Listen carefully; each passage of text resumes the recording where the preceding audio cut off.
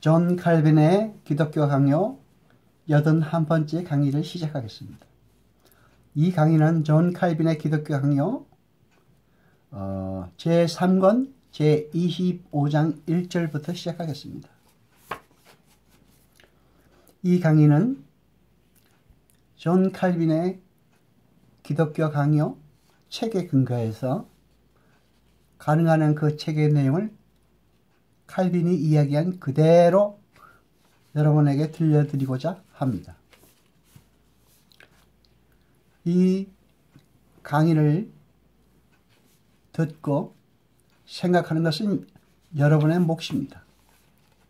가능한 한 원문에 가까운 표현을 썼습니다.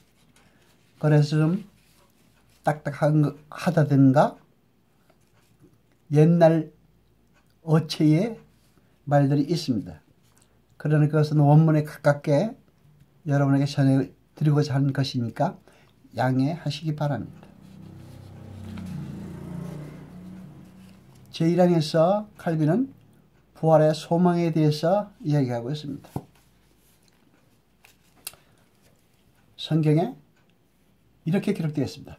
사망에서 생명으로 옮겼으며 라든지 이제부터 외인도 손도 아니요 오직 성도들과 동일한 시민이요 하나님의 건속이다 라고 기록되어 있습니다. 이것은 우리의 믿음으로 인한 것이며 하나님께서 우리를 자신의 독생자와 함께 하늘에 앉히시기 위함이신 것입니다. 그러니까 이것은 우리의 완전한 행복을 위해서 우리에게 아무런 부족함이 없게 하시려는 것입니다. 보지 못하나 믿고 말할 수 없는 영광스러운 즐거움으로 기뻐하니 라고 한 것처럼 우리도 그런 기쁨 속에서 지내다가 마침내 믿음의 길고 곧 영혼의 구원을 얻게 될 것입니다. 그러나 우리의 마음을 땅 위의 일들에서 해방시켜서 멀리 있는 하늘 생활에 붙들어 매놓지 않는다면 우리의 마음은 올바로 유지될 수 없을 것입니다. 그래서 우리는 복된 부활을 끊임없이 명상하는 습관이 있어야만 그러한 사람들만이 복음의 유익을 완전히 받을 수 있을 것입니다.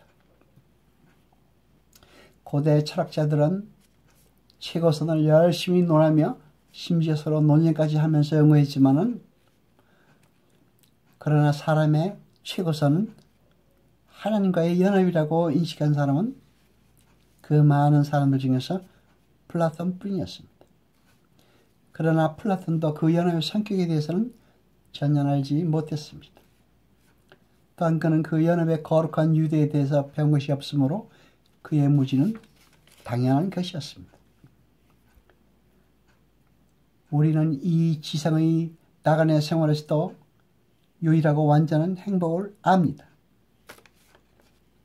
그러나 이 행복은 하나님과의 연합을 갈망하도록 매일 더욱더 우리의 마음에 불을 붙입니다. 연합이 완전히 실현돼서 우리가 만족할 때까지 이것은 계속될 것입니다. 따라서 칼빈은 부활을 향하는 마음을 끌어올리는 사람들만이 그리스도의 은혜를 받는다고 말하고 있습니다. 아담의 타락이 자연의 온전한 질서를 혼란에 빠뜨린 후에 사람들의 죄로 인해서 피조물들이 받게 될 속박은 그들에게 중대한 슬픔이 되었습니다. 그들에게 지각이 있는 것은 아니지만 그들은 자연히 타락전의 상태를 동경하고 있습니다.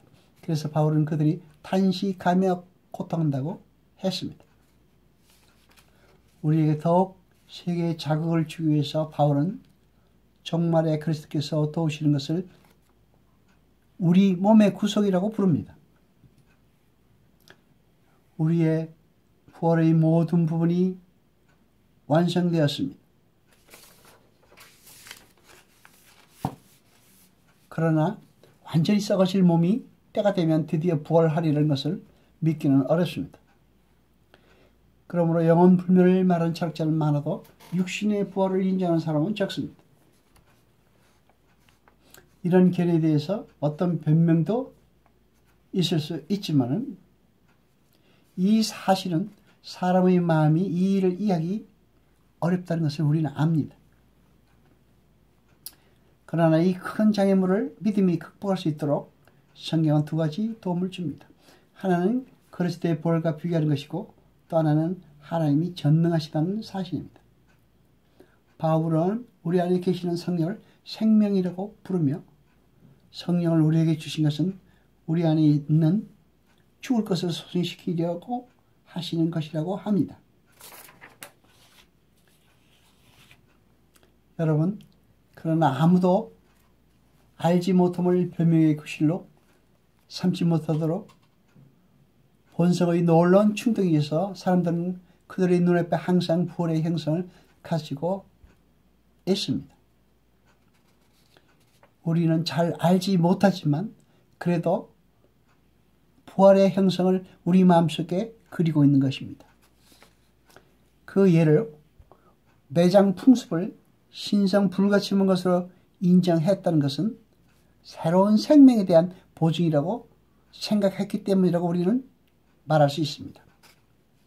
아무도 믿지 않은 것을 모든 사람이 함께 고백했다는 것은 그 불신앙에 대한 중대한 반박이 된다는 것입니다. 이 말은 아무도 부활이라는 것을 믿는다고 말한 사람이 없던 그 고대에서도 우리가 부활할 수 있다는 것을 모든 사람이 느꼈다는 것입니다. 그들의 마음속에서 느꼈다는 것입니다. 그것은 불신앙에 대한 중대한 반박이 된다고 말하는 것입니다. 하나님의 형상을 본받은 영을 이 무성한 인생 속에서 몸을 살려주는 덧없는 호흡에 불과하다는 것으로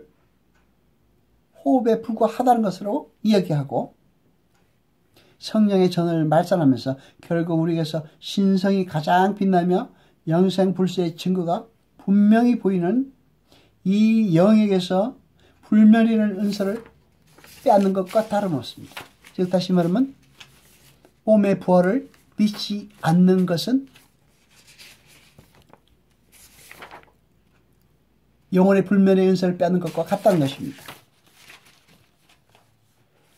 만일 몸을 벗은 영혼이 그 본질을 유지하지 않는다면 그리고 복된 영광을 받을 자격이 없다면 그리스도께서 도적에게 말씀하신 바와 오늘 내가 나와 함께 나아가네 있으리라고 말씀하시는 어폐가 있는 것입니다. 그렇게 말씀하시지 않으실 것이라는 말입니다. 우리도 이런 분명한 증거를 믿고 죽을 때에 그리스도를 본받아 서슴지 않고 우리의 영혼을 하나님 손에 부탁하거나 또는 스데반을 본받아 믿는 자들의 신실하신 목자와 감독이를 불려질 수 있는 그리스도께 우리는 우리의 영혼을 맡기고 있습니다. 그런데 우리의 영혼의 중간 상태에 대해서 지나친 호기심을 가지고 탐구하는 것은 마땅치도 않고 유익하지 않다고 칼빈은 이야기하고 있습니다. 영혼은 어디에 있는가? 이미 하늘의 영광을 누리고 있는가? 이러한 문제로 공연한 고통을 받는 사람이 많이 있습니다.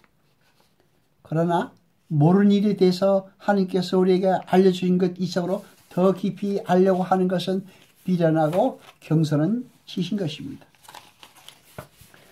성경은 그리스도께서 그들과 함께 계시며 그들이 위를 얻도록 낙원으로 영접하신다고 했고 한편에서는 버림받은 자들이 그 마땅히 받아야 될 고통을 받는다고 하셨습니다. 이 이상의 말씀은 없습니다. 칼빈은 제7항에서 현세에서 입고 있던 몸으로 부활한다고 말하고 있습니다.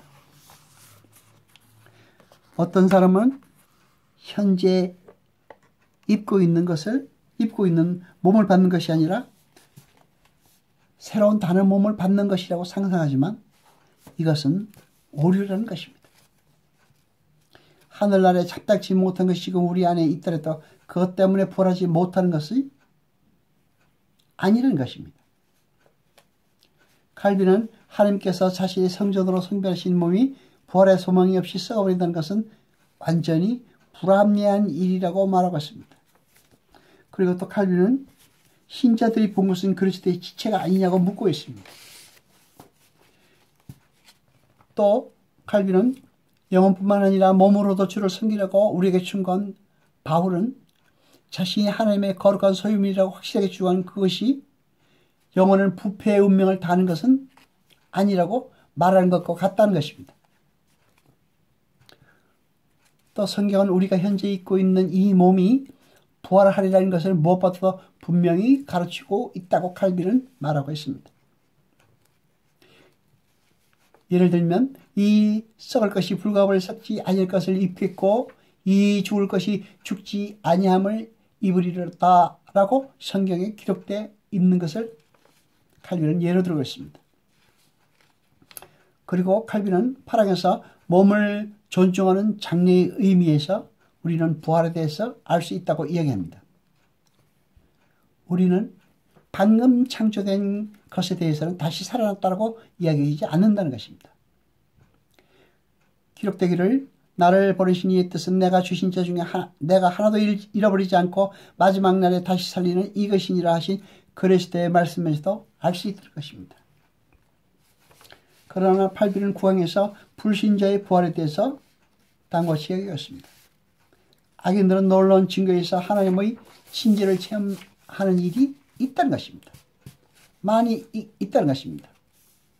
그리고 어떨 때는 경건한 사람들이 받는 복을 훨씬 능가하는 때도 있지만은 그러나 이런 체험은 그들에게 더욱 엄중한 정죄가 된다고 말하고 있습니다. 그들은 심판주에게서 완악한 죄로 벌을 받을 것이라는 말입니다. 베드로는 하나님의 성품에 참여하는 자가 되기 위해 신자들이 부르심을 받았다고 합니다.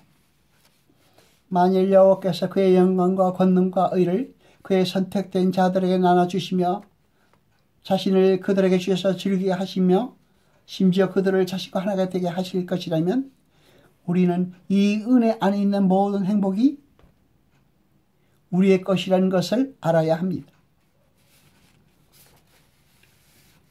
칼빈은 무용한 질문들을 처리한다는 11항의 내용으로 다음같이 얘기하고 있습니다.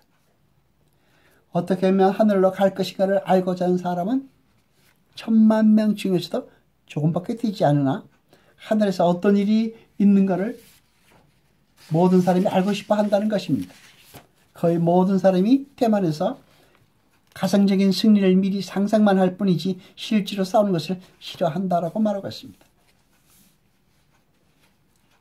하나님께서는 한 번 보시는 것으로 모든 죽을 인생들을 흩으시며 멸망시킬 수 있으시지만 자신을 경배하는 자들에 대해서는 격려하시며 그들이 이 세상에서 겁이 많기 때문에 십자가를 지은 그들에게 더욱 용기를 주셔서 계속 전진하게 하십니다. 하나님이 만유의 주로서 만유에 계시게 되는 그날까지 전진을 계속하게 하시는 것이라는 칼빈의 말입니다. 여호와 아버지 하나님 거룩하시며 세세토록 영화 찬송 받으소서. 말씀을 들 때 깨닫게 하시고 우리로 진리를 알게 하소서.